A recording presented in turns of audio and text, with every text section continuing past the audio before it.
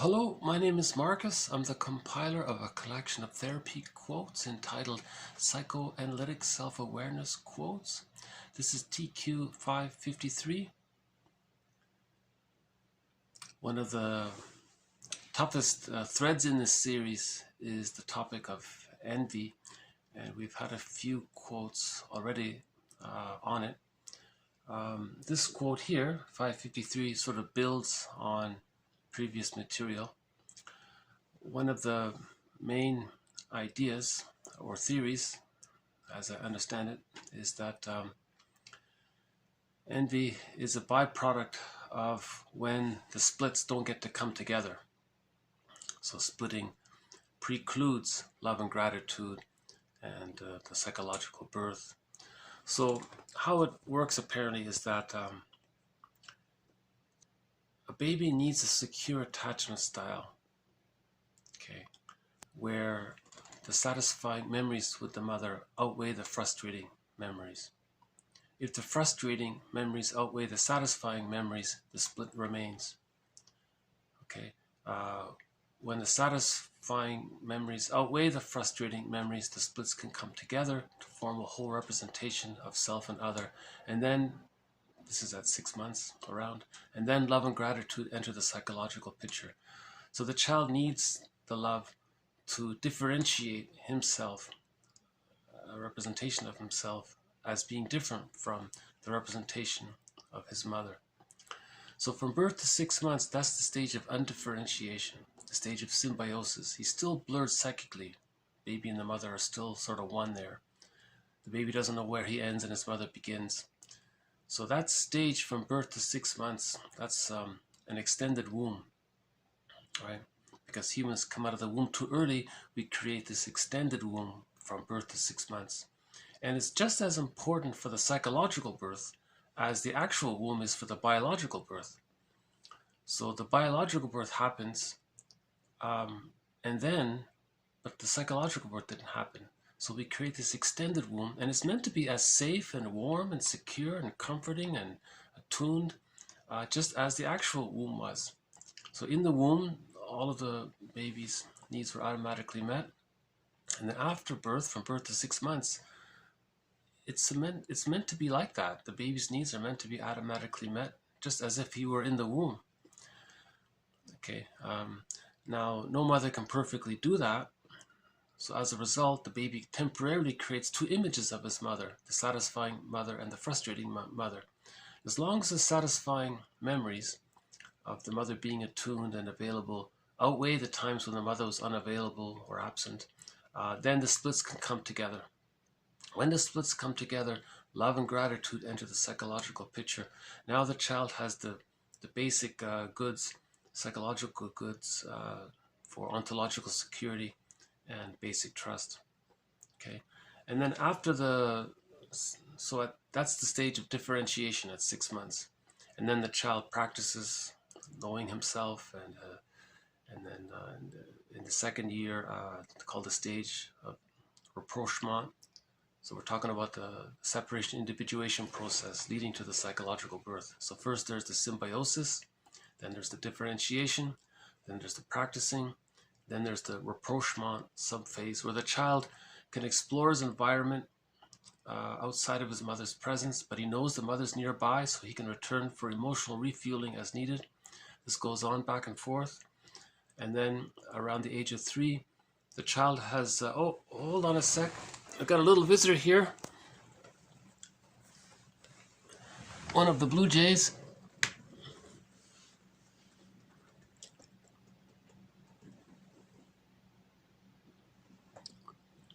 Well, maybe he'll come back.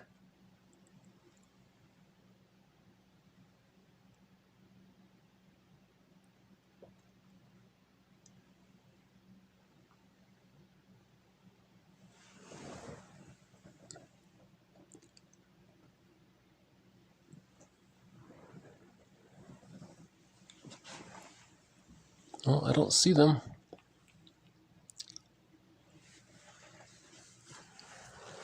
Oh, okay.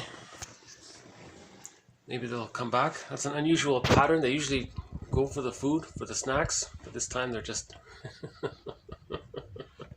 hiding somewhere.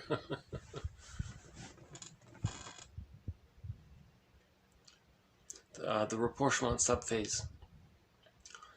So then at the age of 3, the child internalizes, has all of these memories of the love being, of receiving mother's love, condense, coalesce to form a representation of her. Okay, this becomes part of his psychic structure. It's called the holding introject, or the internalized good object, and it becomes a part of him and it stays with him for life. So that's the psychological birth. Now the child's life force can be devoted to the image of the self. Okay, and then he has access to the real self and the capacities of the real self. Right? Now splitting precludes all of that. If back from birth to 6 months, if the splitting is still there, remember, the satisfying memories need to outweigh the frustrating memories in order for the splits to come together. If that doesn't happen and the splits are still there, that precludes the differentiation, love and gratitude, psychological birth, whole object relations, capacities to the real. That's all that's missing. It's a developmental trauma. So the theory is, and then splitting precludes mourning. So as we said before, if in later life there are losses, the person can't mourn. He doesn't have the psychological inner connection, strength to mourn the loss, because he's blurred psychically. He's blurred with the other. He can't mourn the loss because if he feels like he's losing himself, so he can't mourn the loss because he hasn't differentiated. So splitting precludes mourning, and then that can lead to aggravated grief, prolonged grief, chronic grief, delayed grief, chronic sorrow, pathological nostalgia, melancholia, and all that. And that can lead to stress on stress. That can lead to the symptoms of PTSD, because it's sort of like developmental trauma is like a trauma, but it's spread out over time, so it catches up with the person. That's why someone said it can lead to the symptoms of PTSD, and then that can lead to someone becoming, as one person said, to becoming a curmudgeon, not an elder, because he never could mourn. Oh, hold on a sec. I think one of them's back.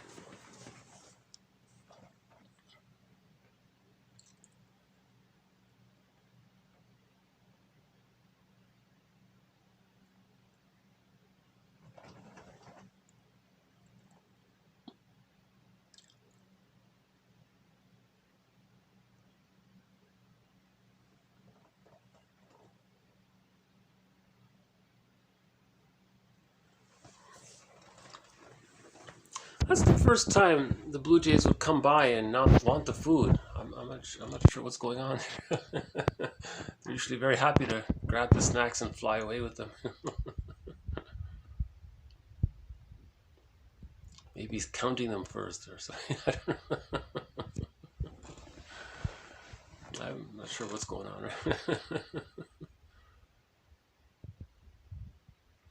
on. Right. So, okay. So the topic is a very difficult topic. I noticed myself a little bit hesitant talking about this. It's a hard topic. So the theory is, if the developmental trauma is still there, okay, the insecure attachment causing the developmental trauma, and the baby didn't get enough love to heal the splits, so he's still stuck with that situation of denying his anger towards his mother, right? And then he's got to cover it over with rationalizations, as mentioned in the last video. So the baby's first image of goodness, is the inexhaustible flow of goodness. That's his concept of what he needs. An inexhaustible flow of goodness, maternal love, right, from the breast, right? The baby just sees the breast in the very beginning, Klein says, she calls it part object relating. Okay, so you can think about these people with fetishes. They're relating to the parts, you see. So okay, that's just a separate topic. But so Klein says in the beginning, the baby relates just to the part. Okay, so the part is the breast and its inexhaustible flow of goodness. That's the representation the person has in their psyche based on the infantile yardstick, based on the infantile measurement of what he needs. That's what he thinks he needs. Okay, so there's a trauma there. When there's a trauma, there's a repetition compulsion to try to master the trauma. So later on, so let's say none of this gets resolved. So later on, the person sees any kind of goodness. Okay, he wants to master the trauma of not getting the love he needed. So he wants to extract the goodness he sees, but it's a repetition compulsion of trying to get what he didn't get, but he can't do it after the age of 5. So he's just repeating a childhood past into the present. Okay, so now there's the theory of greed, because his image of what he needs is inexhaustible. Now, repetition compulsion of trying to get what he didn't get, he's going to try again and again. It's like Sisyphus. So there's the greed. It's insatiable, because he's chasing after something that offered an inexhaustible supply of goodness. He didn't get it. Now he's constantly going to chase for the thing that he didn't get, and he thinks he's chasing something that's inexhaustible, and he's in the repetition compulsion, which is like Sisyphus. You're constantly trying to get what you see.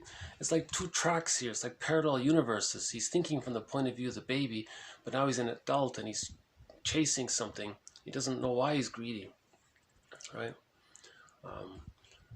It's a secondary delusion, because no one can travel back in time in a time machine to babyhood time to undo what happened. But he's trying to master the trauma of what happened. So he's trying to get the love he didn't get. And he can't accept it. He doesn't have the psychic structure to internalize it. Beyond the age of 5, see, by the age of 5, all the neural networks are pretty much set, more or less. And Burglar has the record, the long playing music desk record metaphor. So the person is carrying this record, this memory of the developmental trauma, and he carries it with him wherever he goes, and then he plays that record in the present. So he brings the past into the present, and he's replaying the past in the present. It doesn't work, so Sisyphus. And he's doing it again and again to try to master the trauma. So that's why we say it's greedy, because he's doing it again and again, and he wants more and more, and he's chasing after something he thinks is inexhaustible. So there's a kind of confusion and delusion and mix-up and repetition compulsion gone awry. So I think greed is kind of this attempt to master the trauma of what he didn't get.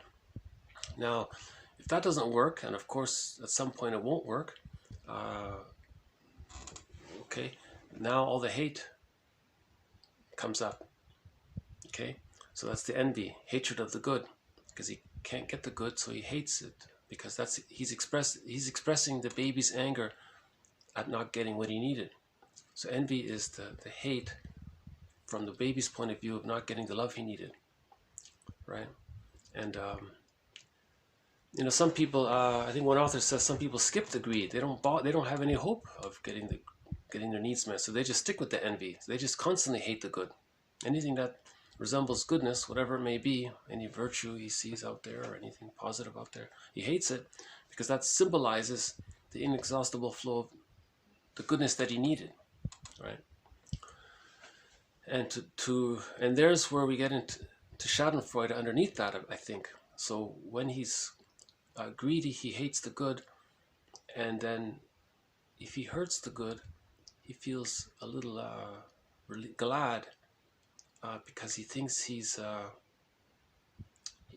getting his frustration released. He feels safer when he thinks he's overcome the mother's refusal. He feels safer. So there's the Schadenfreude, right? Mother gave him stress. He projects mother onto others. He defeats the symbolic others, and then he feels a little better. I think Schadenfreude comes from that. So you got greed on the level 1 is greed, then envy number 2, and then Schadenfreude underneath it. And often greed and envy go together, so someone calls it grenvy. There's a book by the Ulanovs called Cinderella and Her Sisters. It's a very good book about envy. Okay, another author who talks about envy is Mary Ashwin. She wrote a book called Kronos and Her Children, I think it's called. So I'll just read a quote from it. It's a longer quote, because this is one of the toughest topics, so I think we need all the help we can get in understanding it. So I'll go through the quote, TQ 553.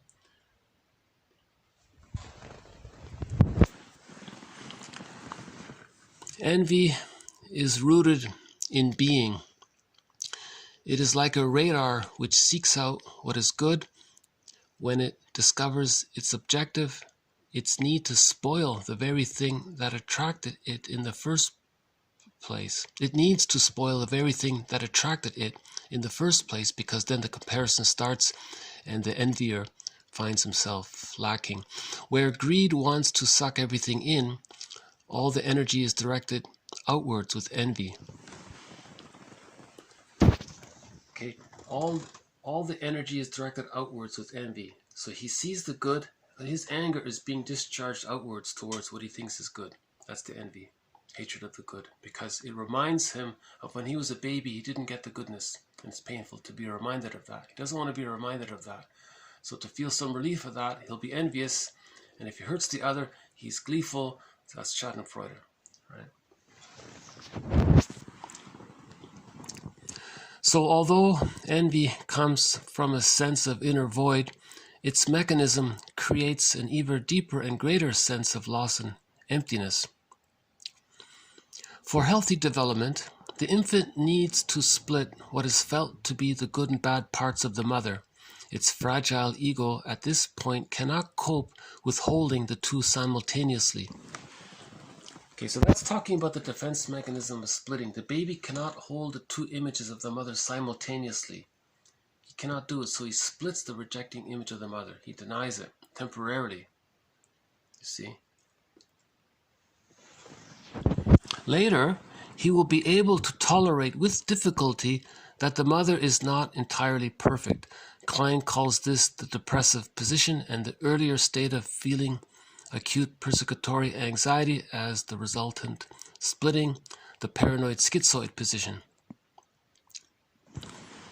Okay, so that jargon we covered in the past in previous videos. That splitting, Klein calls the paranoid-schizoid position, because the good mother, bad mother, it's so detached from reality from each other. So she's calling that schizoidal-ish, like, you know, it's so, like in the fairy tale, the fairy godmother and the good witch to represent the mother. So different, contrasting, extreme images. It's schizoidal, like she's saying, it's like that.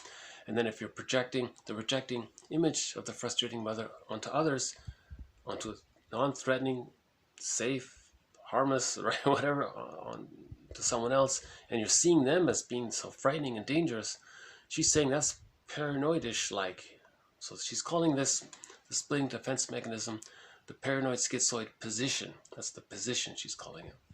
And then when the splits come together, she's calling that the depressive position, because you would always feel badly if you were to hurt the one you loved. So there's a little depressive element to it. It's not depression in the way we normally use that word. That's why she calls it depressive position. It's the position. And at that point, you can feel guilt for hurting someone. Prior to that, if you see people as two people, you don't feel guilty if you hurt someone, because they're a separate person. You know, you're operating from that splitting defense mechanism, and you're trying to preserve the splits. So if you project the rejecting image of the other onto a non-threatening substitute other, you're preserving the splits. He can't face the ambivalence, so he has to keep denying it. One of the ways to keep denying it is to project it outward and act as if the other person is the frightening person, and then you're keeping that splits there. Or sometimes the person identifies with the rejecting image of their frustrating mother, projects his inner wounded child onto others, and then does to others what was done to him to communicate what happened. You see? So it can work two ways with the splitting. Often with the narcissistic pattern, he identifies with the aggressor, projects his wounded, inner shamed, humiliated inner child onto others, and then humiliates others and puts others down, because that's what happened to him as a baby. He's trying to communicate what happened to him as a baby. Bergler calls that the negative magic gesture.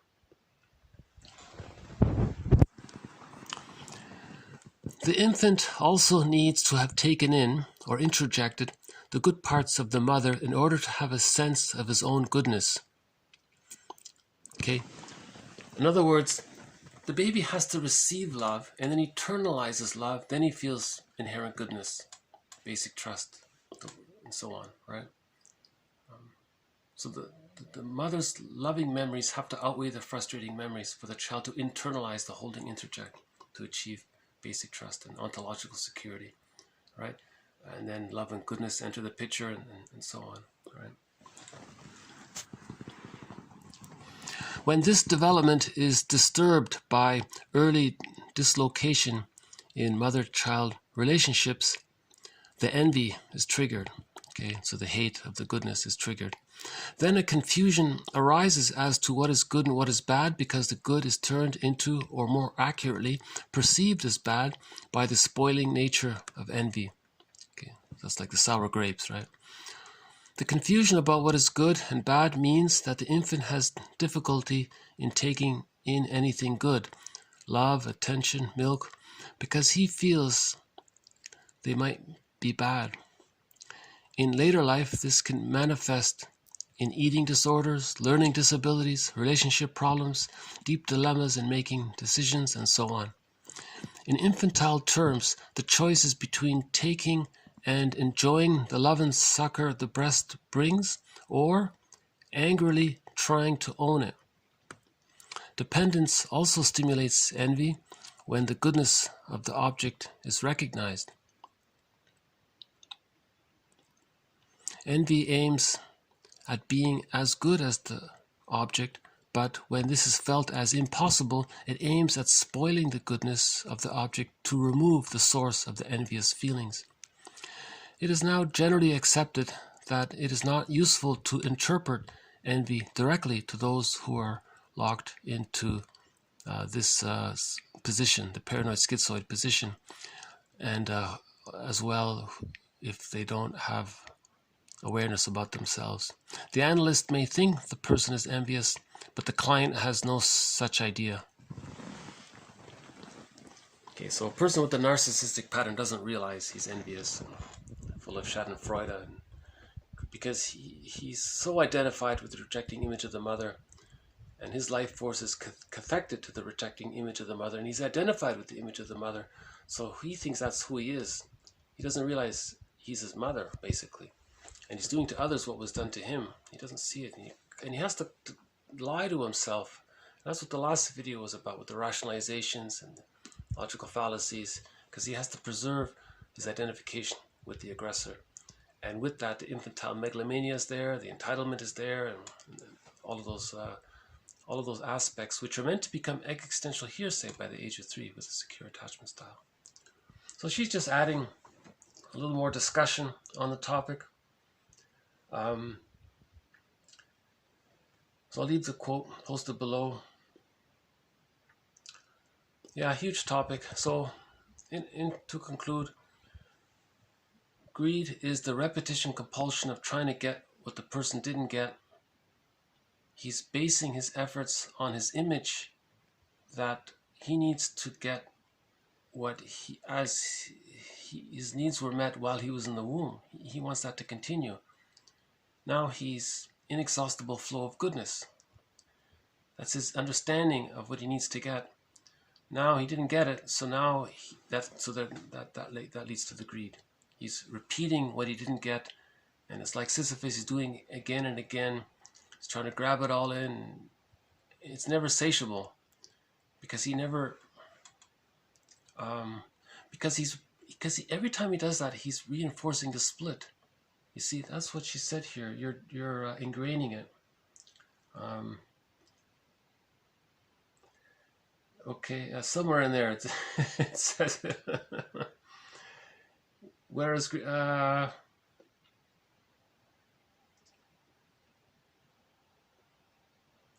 somewhere in there it says he's just ingraining it. So he's reinforcing the split. So every time he's greedy and he's trying to grab more, he's maintaining the split. His greed is the repetition compulsion of the split. So he had the psychic splitting. He's greedy, and all that does is maintain the split. So that's why it's insatiable. He's never enough, never happy, right? The millionaire can have more money and more money. He has to heal the split. Right?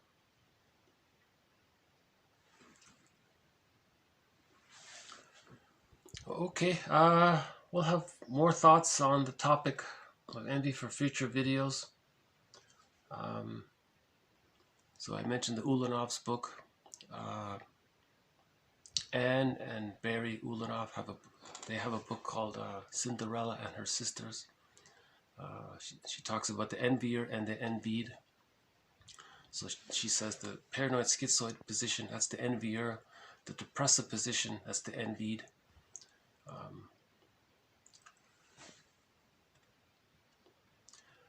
So envy is, you see something that's good, you unconsciously think that's the breast, you're trying to get it, but you can't. If you can't get it, there's the anger.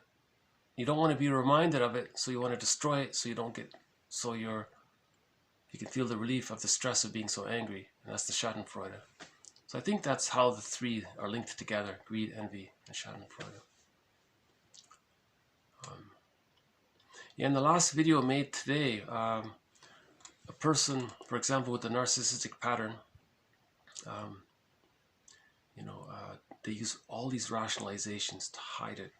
They don't want to admit it to themselves. They don't want anyone else to see it. They're acting it out, but they're covering it over with rhetoric and logical fallacies, and others are believing it because other people need people. So if the person with a narcissistic pattern is presenting himself as in a certain way that's appealing, then the other person will be drawn in. And they don't realize the disappointment that's up ahead. Self-help authors are always talking about the red flags of the narcissistic pattern, or the signs or the clues that he gives. There's endless examples about how how a person with a narcissistic pattern thinks, behaves, and talks. His solipsism, his greed, envy, negativity, his philosophy, his solipsism, and looking out for number one, and all of these kinds of things. And very prejudicial, has extreme opinions, because that's preserving the split, right? So to heal the narcissistic pattern, I think the idea is that if the person can see he's doing to others what his mother did to him, that would be an entry point.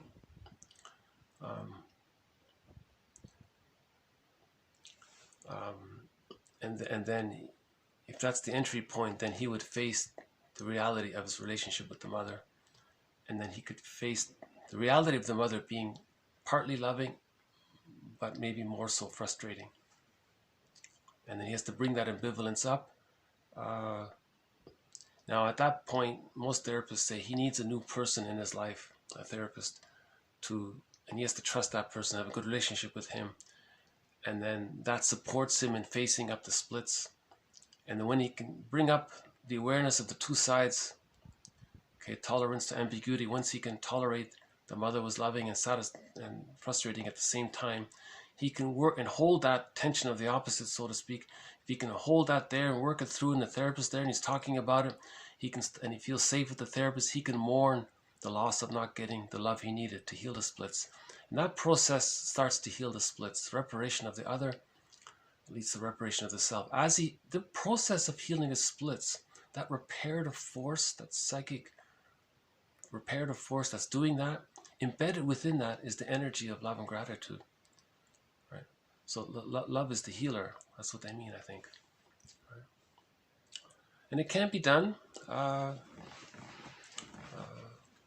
think there's a lot of optimism about healing anybody with a developmental trauma. It's easier to heal people with a developmental trauma if their arrested development occurred later in the separation individuation process. If it occurred during the rapprochement subphase, the codependent type, they just need a little extra to get over, right? Prior to that is the narcissistic stage, so it's a little more work. Prior to that is the hostile provocative attachment style, that needs more work maybe. But it's a similar principle.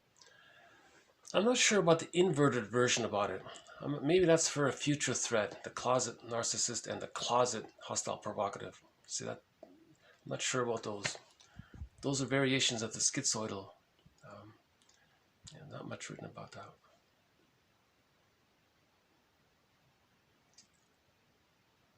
I guess on the Enneagram that would be the unhealthy 5, right?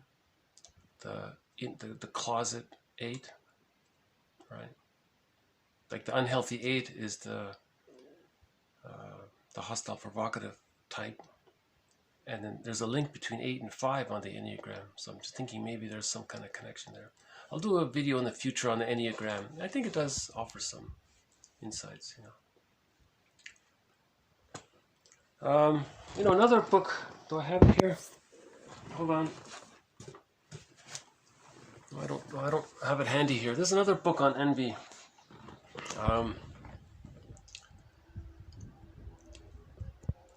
I forgot the title. It's just called Envy, just one word. It has some ideas about it too. Yeah, this e-booklet by Mary Ashwin, it's okay. It's got some good parts in it. It's online. It's widely available. Mary Ashwin, I think it's called Kronos and Her Children. She makes reference to Melanie Klein. As mentioned in a previous video, envy is way more intense than jealousy. One quote is that the client doesn't have enough self-esteem to be jealous. So envy is a two-person affair. It's about the mother-child relationship. That's the problem is there. That's envy. If that doesn't get resolved, it's all envy from that point of view. Jealousy, the person has differentiated from the mother, has something, and he loses it to someone else. He may feel a pang of loss from losing that. That's jealousy. But that's temporarily. It goes away. It's not so bad. Envy is this forever. It's this repetition compulsion of the trauma of the baby not getting the love he needed to heal the splits, and he's operating from that split position. It's a lot of psychic pain there, I would think, to constantly be in so deep denial of what happened in babyhood time, right? So that's why you face the rationalizations. You then realize, you then face the infantile immature defense mechanisms. Okay, confront those, and then the mourning process can take place, and now you're healing the splits. So that's the healing journey. It's called the working through journey, or working through process. Okay. I know there's so much more that needs to be said about it.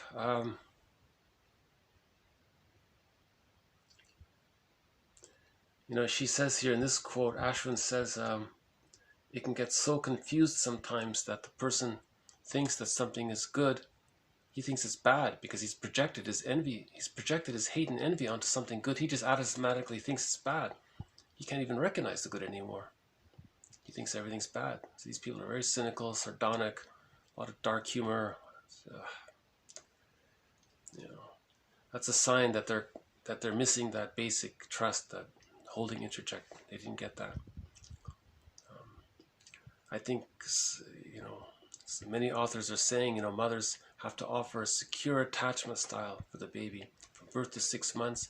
That has to be like a womb for the baby as much as possible. I would think every effort the mother would need to make every effort imaginable to provide that extended womb for birth to 6 months. Check into a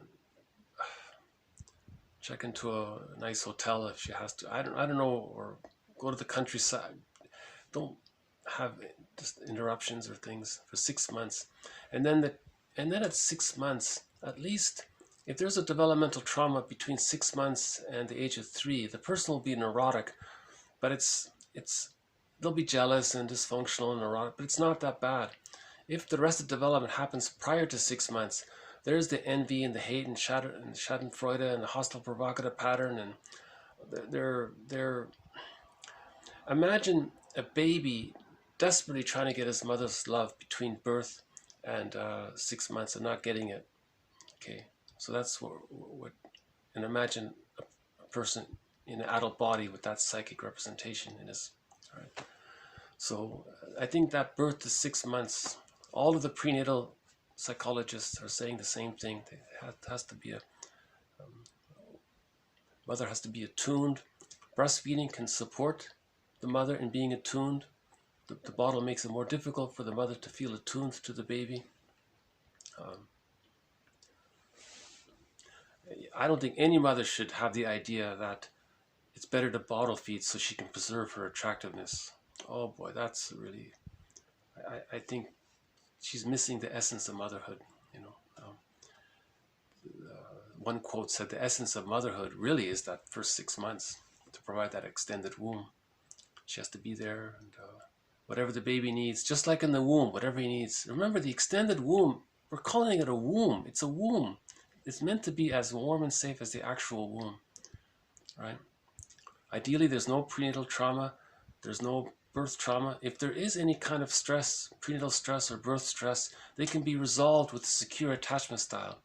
Now, since there often is a lot of birth stress, okay, that adds even more incentive or more motivation or more justification for providing that an extra safe, secure time from birth to 6 months. Because there probably was, there usually is a lot of birth stress.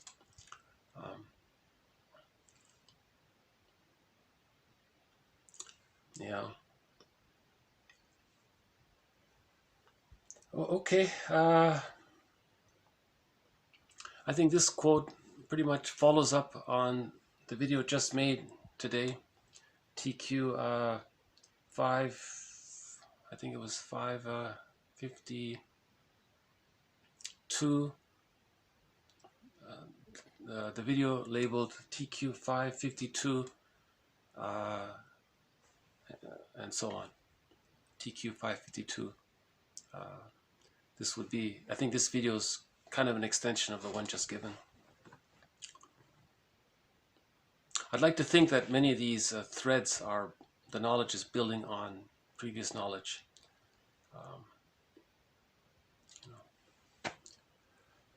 Okay, I don't see the blue jay, so I guess I'll just pause it here for today.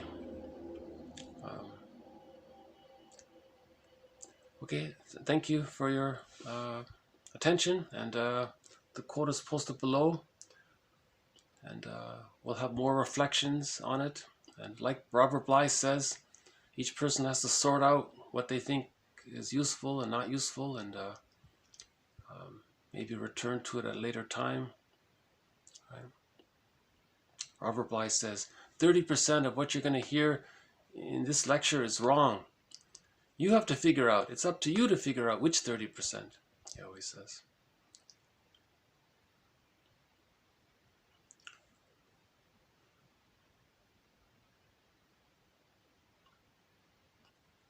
I guess under stress, anybody can maybe temporarily feel these things, maybe.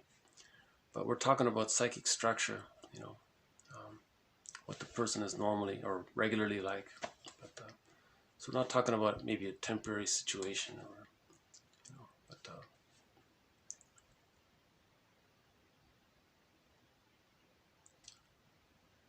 yeah.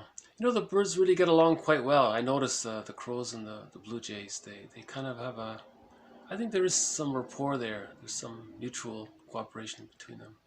It's nice to see, yeah.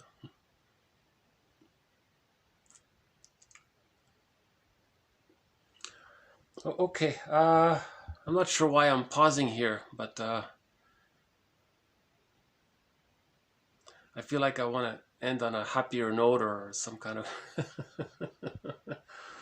Let's see if there's a song let's see if there's a song we can end on.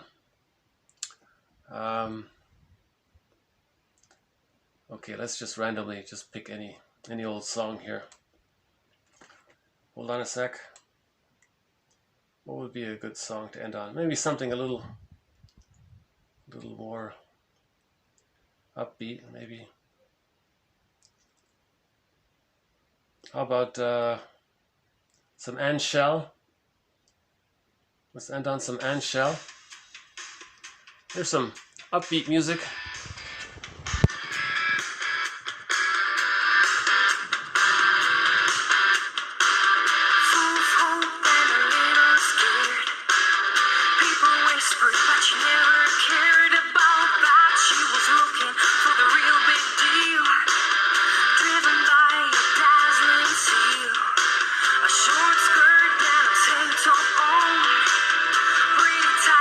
Moving on, even though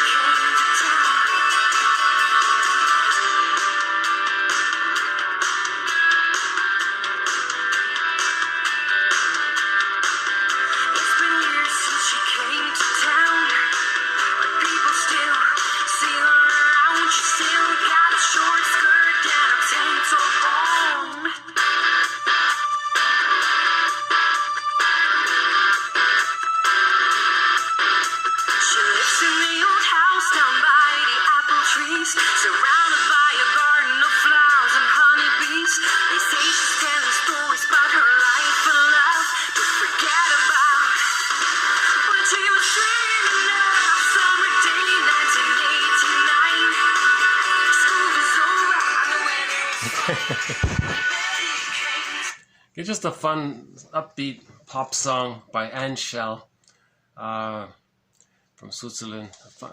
She has a lot of upbeat pop songs. The song was just about an attractive woman arrived, was a newcomer to a town, and everyone noticed her, and she was a very brave and interesting person, and so she's just recalling the day she arrived and how things are going, and she's wondering how are things going on with her, kind of thing. A simple song. So let's see, she's celebrating this person. I think the singer wasn't jealous of this attractive newcomer, and she's, oh yeah, how's she doing? And I remember when she came to town, this interesting person, and how she lives, there's an apple tree, you know, she lives near this apple tree and all.